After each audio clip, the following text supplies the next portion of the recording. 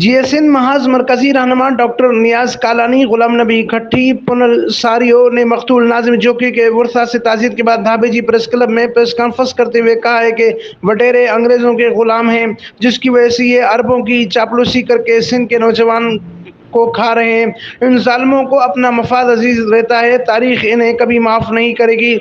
सिंध हुकूमत मुकम्मल तौर पर नाकाम हो चुकी है, इसलिए कि ये वटेरों जागीरदारों की सरपरस्ती करके गरीब महकूम मजलूम अवाम को कुचल रही है।